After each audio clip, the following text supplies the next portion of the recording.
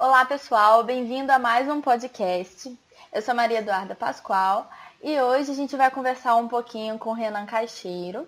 Ele é CEO da Dialog, a agência que foi ganhadora de um prêmio super importante no RD Summit. Ele vai contar um pouquinho para vocês mais na frente do nosso podcast.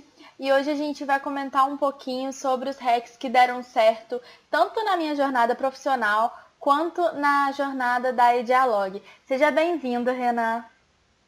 Obrigado, Maria Eduarda. Pessoal, é um prazer estar falando aqui para vocês, né? Só para me apresentar rapidinho, eu hoje, como a Maria falou, trabalho na Dialog, sou diretor aqui da agência, que está no mercado desde 2010, né? E também sou diretor, cofundador do Reportei.com, que é uma ferramenta para relatórios de mídias sociais. E vamos falar aí de hacks, de ações que deram certo e outras que não deram tão certo assim, né?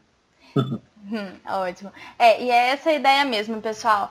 Às vezes o pessoal sempre compartilha alguns hacks que super deram certo e vocês veem assim, uma ideia comentou não sei quantos por cento tráfego, ou fiz algum teste no Google AdWords e aumentou não sei quantos do meu índice de qualidade.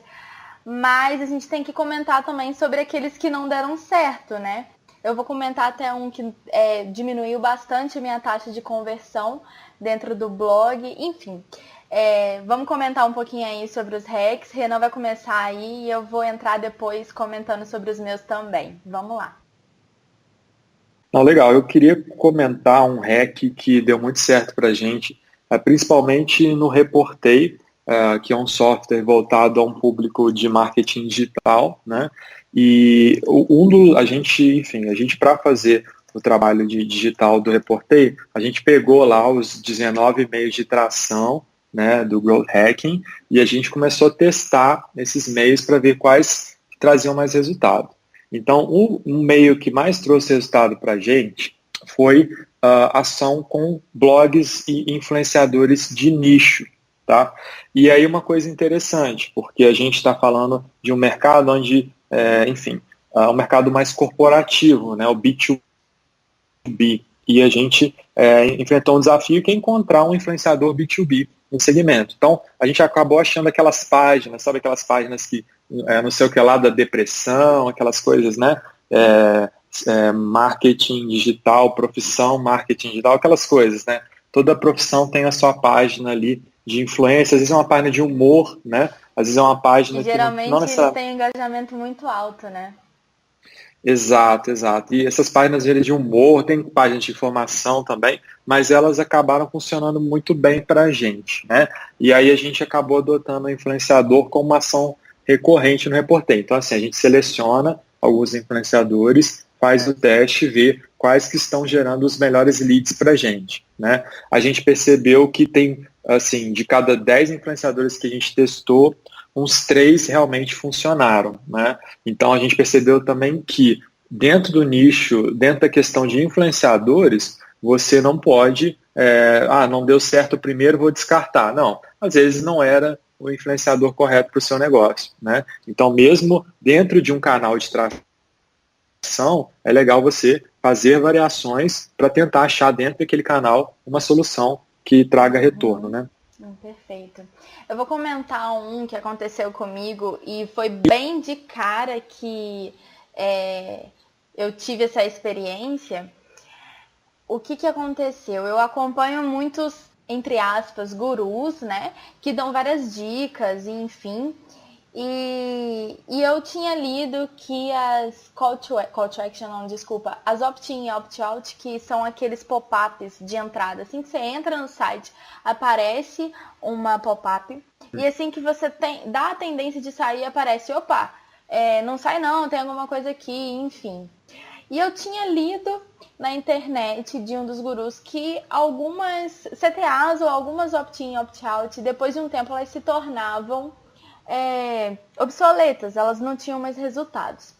E aí que vem a tal importância de você fazer um processo de growth bem estruturado, senão você sai fazendo as coisas e você não tem um acompanhamento e arrisca tudo. Depois que eu li isso, eu falei, ok, quem sou eu perto dessa pessoa? Vou tirar a minha, porque tem muito tempo que ela já está no ar, ela se tornou obsoleta, com certeza. E assim, depois que eu fui acompanhando, eu percebi que a taxa de conversão diminuiu realmente desde o início. Mas ela diminuiu, ela não zerou. Na época, eu virei e falei assim, não, beleza, eu vou tirar. Tirei. A minha taxa de conversão na época de tráfego para lead estava chegando aos 9%. E a gente tem um tráfego bem variado. Então, assim, a taxa, na época, a gente estava pensando em aumentar em 9%, não sei das quantas. Quando a gente tirou, o que aconteceu? A minha taxa foi lá para 4%. Caiu mais de 50%. Por uma ação completamente equivocada minha. E na época, e foi aí que eu comecei a estudar mais como que funcionava esse tipo de coisa, eu percebi que eu não tinha tudo documentado, o que aconteceu, o período, eu não testei, eu simplesmente tirei as coisas porque eu tinha lido que fazia sentido. Uhum. E aí foi o meu maior aprendizado. Não fazer esse tipo de coisa, você ir testando pouco a pouco. E quando você fizer mudanças, você fizer poucas mudanças. E, na verdade, às vezes muitas mudanças, mas em poucos locais, para você testar o máximo num local específico e depois você fazer a questão macro, né? Que aí é bem a tendência do growth e quem está mais avançado nisso aí vai entender um pouquinho mais. E outra questão negativa que aconteceu também foi o seguinte. A gente estava com uma consultoria de pessoas super especializadas. E elas chegaram pra gente e falaram assim, olha só, o blog de vocês está com uma velocidade muito lenta. E vocês têm que trabalhar a CTA de vocês para HTML, porque não dá para ficar colocando imagem no post, porque a velocidade vai lá em cima, mesmo com a imagem compactada. Eu, na minha visão, né, estava lá atrás, estudando, pensando, os caras, né, super conceituados. Ok, vamos trocar as CTAs. O que eu fiz? Eu tirei as CTAs de todos os posts, substituí, na verdade, eu não tirei, substituí. Ao invés de eu fazer com post, testar, acompanhar e depois coletar os resultados e ir documentando, e ainda tem a questão da significância, enfim, tem várias outras questões, mas ao invés de eu fazer isso, eu tirei de todos. E assim, a minha taxa de conversão foi lá embaixo novamente.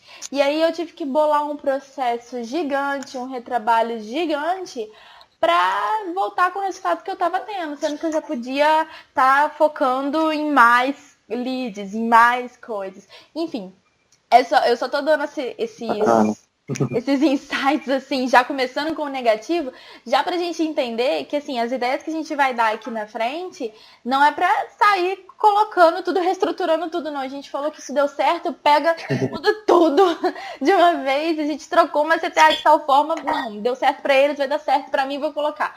Não, é pra cada nicho é um nicho, cada página é uma página, e às vezes, até no mesmo nicho, né, você tem variações. Então, assim, pega essas ideias, testa, né, pessoal, numa página específica, as ideias que já novidades, as ideias que deram certo pra mim também.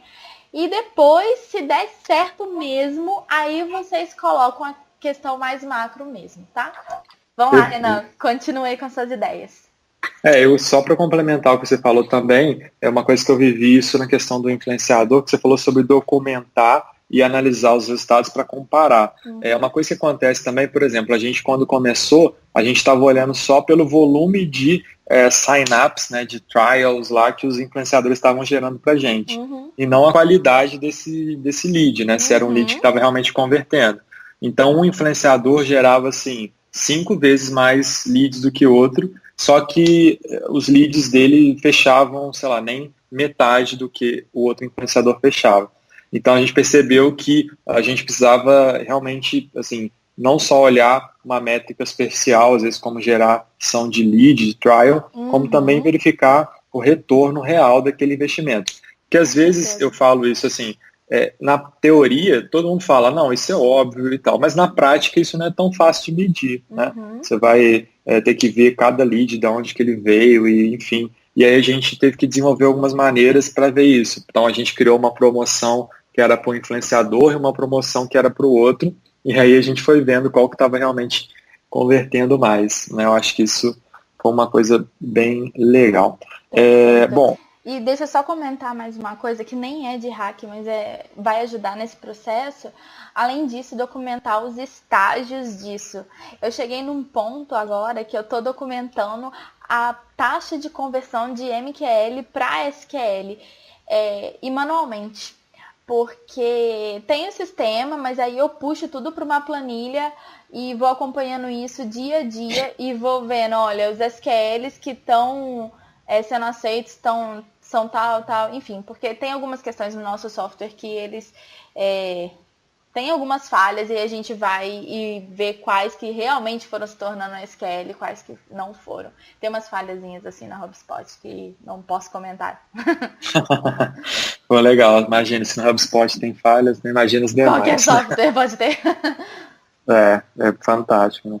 Não, legal. Eu queria falar também pelo lado um pouco negativo. É um meio de tração que funciona muito bacana pra gente, mas ele tem um lado negativo, né? A gente fez uma ação que deu um resultado muito bacana, foi utilizar grupos do Facebook para divulgar conteúdos e divulgar alguns materiais que a gente tinha, né? Então, a gente foi também testando, vendo os grupos que davam mais resultado e por aí vai. Essa ação, apesar de, assim, ela foi muito legal para a gente, principalmente no começo, que a gente não tinha muita grana, mas com o tempo ela foi se saturando e depois de um tempo ela meio que virou contra a gente, porque o concorrente começou a entrar em todos os posts que a gente estava e comentar e falar com cada um que demonstrou interesse, né? Então, ao mesmo tempo que é uma ação que você fala de marketing viral, que ali é mais espontâneo, usando um grupo, compartilhando conteúdo, a gente também, de certa forma, deu munição para um concorrente poder chegar lá e cada tópico que estava sendo mencionado a gente, ele vai lá e menciona a ferramenta dele e tenta fazer aquela guerra. Então, isso é muito, assim, a lição que fica a gente tem que usar canais que às vezes a gente não tem tanto controle, como um grupo, um fórum, alguma coisa assim, só que saiba que esses canais, eles têm uma data de validade bem curta, na minha opinião, né? Não são canais que vão durar, enfim, de forma sustentável. Então, é o voo de galinha, né? Então, a gente pode pensar assim que o ideal mesmo é você conseguir trazer esse pessoal para sua rede. Então, se você fazer uma ação viral ali, consiga capturar os leads ou trazer esse pessoal para sua rede social, enfim, não deixar eles soltos lá para que qualquer um possa, enfim, aproveitar esses dados, né? É verdade. Pessoal, eu espero que vocês estejam gostando bastante do nosso podcast. Bom, vou convidar você a continuar ouvindo. Se você quiser, é só clicar na descrição aqui do vídeo ou então continuar no seu cronograma de incentivos. Tudo bem? Até a próxima parte, então.